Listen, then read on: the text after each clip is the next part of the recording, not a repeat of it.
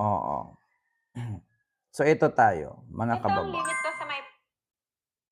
So, dito, according sa balita, mga kababayans, according sa balita, mga kababayans, paimbestigahan ni Senador Amy Marcos ang pagkaaresto, ang pagkaaresto ni Pangulong Duterte. So, ano ba ang sabi ni Sal Panelo, mga kababayan? 'Di ba? Kay Amy Marcos. Ni Pangulong Duterte. So, ano ba ang sabi ni Sal Panelo? 'Di ba? So, ngayon, sabi ni Sal Panelo, balat kayo pala. 'Di ba? Sabi ni Sal Panelo 'yon. Lukuhin mong lelang mo. Hello po, Ma'am Lori Ramos. Hello po. Lukuhin mo ang lelang mo. So, ito na. Pero kung yan po ang nais ni Senadora, she's free to do that. Ipaimbestigahan daw ni Senador Amy Marcos ang pagkaaresto ni dating Pangulong Duterte sa Senado.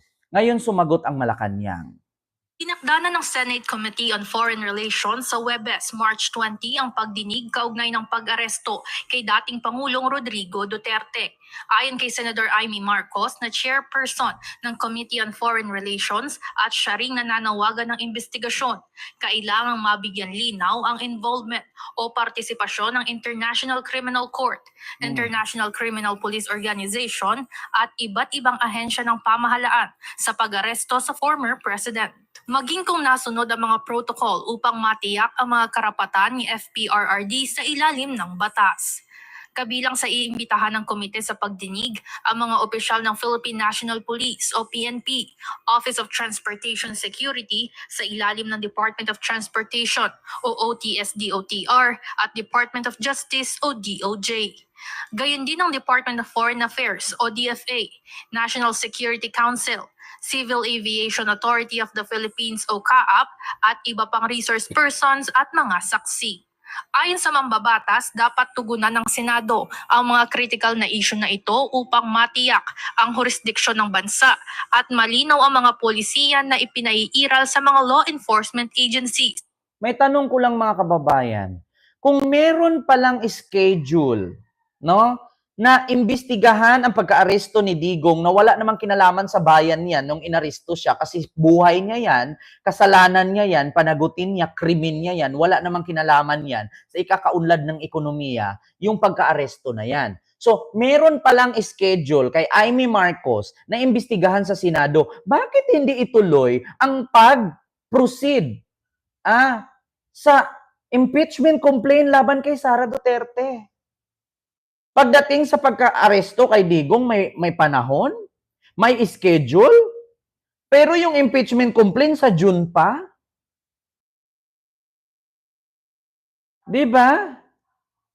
Oo, mga kababayan, bakit hindi natin pwedeng tanungin? Kay Amy, merong schedule ngayong April. Oo, April daw, schedule na imbestigahan ng Senado ang pagkakulong ni Duterte at pag-aresto ng Interpol. So, paano naman yung impeachment complaint ni Sara na mas kailangan ng taong bayan yun kasi pera ng bayan ang involved? Di ba? Pero itong pagkakulong ni Duterte, hindi naman involved ang taong bayan dito. Kakaunlad ba ng Pilipinas ito pag nalaman ng taong bayan na may pagkakamali ang kapulisan na pag-aresto sa kanya? Walang kinalaman ang bansa dito. Walang kinalaman dito, walang kinalaman dito ang pagkakulong ni Digong. Bakit? Nung hinuli ba si Digong, nawala ba ang mga pera nyo? Yung nakulong ba at naaresto si Digong, nahinto ba ang trabaho ninyo? Natigil ba ang negosyo ng mga negosyante na pinagtatrabahuan ninyo? Hindi naman Pero itong usaping confidential fund sa impeachment complaint na pera ng taong bayan, tax ng taong bayan, ang nasa loob ng issue na to, walang schedule sa June pa. Samantalang ito, may schedule sa Senado yung pagka-aresto kay Duterte na hindi naman ikakayaman ng taong bayan pag nalaman na kung may pagkakamali ang paghuli kay Digong. Bakit hindi unahin ninyo ang impeachment complaint laban kay Sara? Bakit kailangan yung unahin itong kay Digong? Hindi naman nakakatulong sa bayan yan. Bakit? Pag nalaman ba natin na mali ang pulis na pag-aresto kay Digong, yayaman ang mga Pilipino? Ay yung impeachment complaint, pag nalaman natin na totoong ninakaw ni Sara, ibabalik niya ang pera para sa taong bayan. Di ba? Eh bakit mas una-unahin itong ano-ano na to, investigasyon na to? Di ba? Ba't may padinig-dinig na agad at April na? Di ba? Ba't hindi nyo unahin yung impeachment complaint? Aba, unfair yan ah.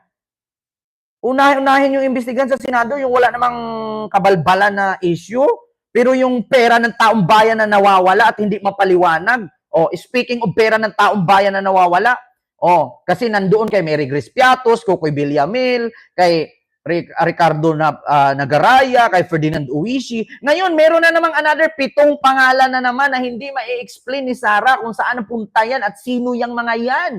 Diba? Oh, patuloy natin yung kay Amy. Lalo na't nagdudulot na ng Mm. pagkakabaha-bahagi ang nangyayari ngayon. Nagpahayag naman ng kahandaan ng PNP na makikipagtulungan sa anumang pagsisiyasat. Diyos ko. Handa po ang PNP na makipag-cooperate sa lahat ng investigation.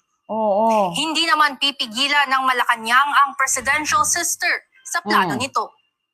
Ayon kay Palace Press Officer Attorney Claire Castro, handa silang magpadala ng kinatawan sa pagdinig kung kinakailangan. Oh. If necessary. If it is for the, if the inquiry is in aid of legislation, we will respect the request of Senator Amy. Umaasa naman si Senate President Francis Escudero na makakatulong ang investigasyon upang mabigyan linaw ang issue. Pagdating sa ganyan, meron kayong time at schedule, April pa. Pero yung nauna at natenga dyan na impeachment complaint laban kay Sara, hindi nyo ma-proceed. Anong klaseng mga politician kayo? Anong klaseng legislative kayo? Kung saan matagal nang nakatenga yung isang nireklamo sa inyo, pinasa na sa inyo, hindi nyo ma-proceed. Samantalang itong kaso ng pag-aresto kay Digong na hindi pa kayo sure kung totoo ba, may pagkakamali ba, may foul ba, may ganyan ba, pinoproceed ninyo. Paano naman yung boses ng taong bayan? Yung kanya, nasusunod nyo lang. Isang tao lang, kay Amy Marcos lang, sinusunod ninyo. Samantalang kaming taong bayan na nanawagan na kailangan naming malaman kung anong resulta ng impeachment laban kay Sara, tinitenga ninyo, tinatagal niyo yung 3 buwan. Samantalang itong kay Digong, hinuli lang kahapon, pagkasunod bukas may schedule na agad ng hearing sa Senado. Anong klaseng nila lang kayo? Dapat sa inyo hindi kayo pagbubuto. Di ba? Oo, ang hirap ng ganyan. Kaming taong bayan na nanawagan, hindi namin kailangan yung hindi namin kailangan yung investigasyon sa pagka-aresto kay Digong kasi kahit magsirko balintong kami at kahit nalaman namin na mali ang pagkahuli sa kanya, hindi na makakauwi yan si Digong sa Pilipinas kasi wala tayong batas na makakalusot papuntang Netherlands. Wala tayong jurisdiction doon. Sorry to say that. Pero yun ang totoo. Yeah? Unahin ninyo yung impeachment laban kay Sara. Gustong malaman ng taong bayan yan. Hindi namin kailangan na imbestigahan kung paano hinuli si Digong kasi deserve niya yan.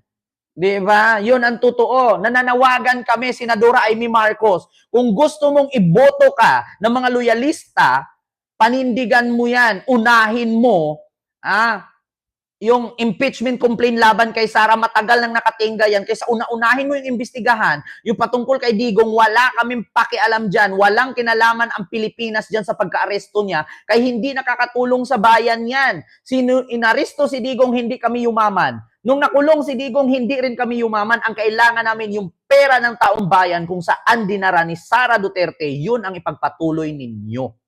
Di ba? Kung ang concern ni Senator Amy ay grabe na yung divisiveness o pagkakawatak-watak natin, edi sana ang maging dulo ng kanyang pagdinig ay maghilom tayo at magkaroon ng pagkakaisang muli. At hindi lalo pang dagdagan, kung yun ang pakay niya, sang-ayon ako sa pakay na yon. Si Ches Escudero sasang-ayon sa pakay. So makakapagbigay kayo ng schedule pagdating dyan sa investigasyon kay Digong kung paano inaresto, kung may mali ba. Pero pagdating doon sa impeachment complaint kay Sara, natingga na niya ng ilang buwan dyan, hindi nyo inuna. Sana merong mga kongresista na nanonood sa akin ngayon, sana merong grupo na mga lawyers na i-ano ninyo ito, iprotesta ninyo ito. Bakit kailangan unahin yung pag-imbestiga sa pagka-aresto ni Digong kung may mali ba o wala? Kaysa dun sa natenggang impeachment complaint laban kay Sara. Pagdating sa investigasyon kay Digong, meron. Pero pagdating dun sa investigasyon sa impeachment complaint kay Sara, hindi nyo ma-proceed. Anong klaseng nilalang kayo? Sasabi-sabi ninyo nung una, wala kayong time kasi papunta na ang eleksyon, wala nang panahon. Busy na ang mga ang senador at ang mga kongresista. Samantala ngayon, meron kayong time pa, April pa kayo. Di ba? Ilang buwan na lang, araw na lang, eleksyon na. Oh. Di ba? Mga taong bayan, nakakasama ng loob. Pagdating sa investigasyon ng pagka-aresto, hindi naman na ikakayaman ng taong bayan yan. Problema ni Digong yan. Hindi naman nakakatulong yan. Pag nalaman ba natin ng taong bayan yan, na may pagkakabali sa pagka-aresto ni Digong, yayaman tayo, iunlad ng ekonomiya natin yan. Hindi. Problema ng sarili ni Digong yan. Walang pakialam ang bayan dyan. Di ba? Pinagluloko na lang tayo eh. Di ba? Ivan Alvarez, UNTV News and Rescue. Diyos Wala naman kaming pakialam kung malaman ninyo dyan na mali ang pagka-aresto kay Digong. Wala kaming pakialam dyan. Hindi kami yumayaman dyan. Nagkakapera ba kami? Hindi kami nagkakapera dyan. Unahin nyo yung investigasyon sa impeachment complaint. Huwag yung imbestiga yung putang ina. Wala kayong tiwala sa ICC. Mas wala kaming tiwala sa batas ng Pilipinas. Kung wala kayong tiwala sa ICC, unahin ninyo yung impeachment complaint. May panahon kayo pagdating dyan sa investigasyon sa pagka-aresto kay Digong, pero yung kay Sara Duterte, ilang buwan ang nakatingga yan, hindi nyo na po proceed. O mga kababayan, manawagan po tayo sa Senate of the Philippines na unahin ninyo ang impeachment complaint laban kay Sara bago yung investigasyon sa pag-aresto kay Digong.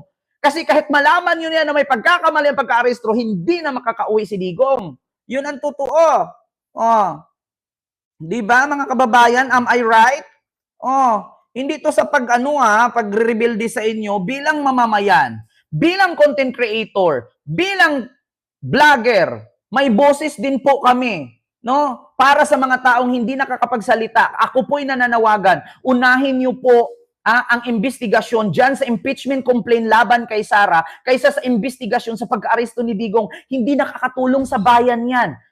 Ang makakapag-benefit dyan, pamilyang Duterte lang, hindi makakapag-benefit ang taong bayan dyan. Oo, anong mabibenefit dyan pag nalaman naming mali ang aresto kay Digong? Yayaman ng taong bayan? Tataas ang sahod namin? Hindi. Wala. Uuwi ang mga OFW at hindi na mag-OFW sa ibang bansa? Hindi rin. Unahin yung impeachment complaint kasi taong bayan ang involved dyan at pera ng taong bayan, tax ng taong bayan ang involved dyan sa impeachment laban sa confidential fund ni Sara. Yun ang totoo. Hindi nakakasakit kayo ng damdamin. Minahal ko ang administrasyon na to, pero bakit ang administrasyon hindi gumagalaw? Mas inuna nyo pang imbestigahan yan? Samantalang yung nakatenga dyan na impeachment complaint, hindi nyo magawa-gawa. Kailangan ng taong bayan dyan. Dapat kayong mga DDS, yan ang niwiwilgan ninyo eh. Inuuna nyo kasi kapakanan ng isang tao lang, hindi nyo inuuna kapakanan ng buong Pilipinas.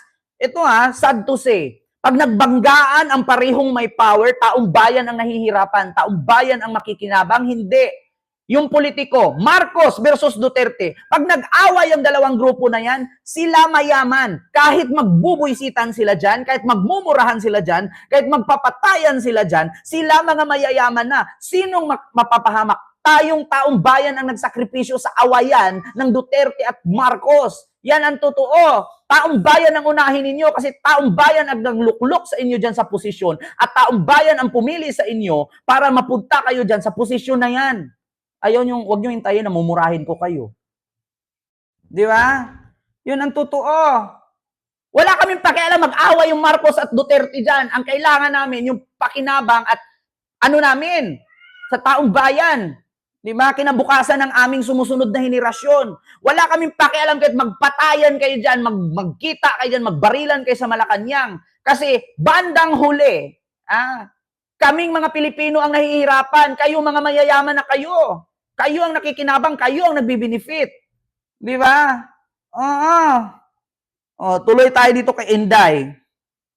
Kay Sara Duterte. Diyos mio Marimar. Tapos na tayo dyan kay Aimee. Hina-high blood ako hindi oras. Diyos ko, may panahon pala dyan sa investigasyon ng pagka-aresto kay Digong, pero yung nakatinggang impeachment complaint kay Sara, hindi matuloy-tuloy?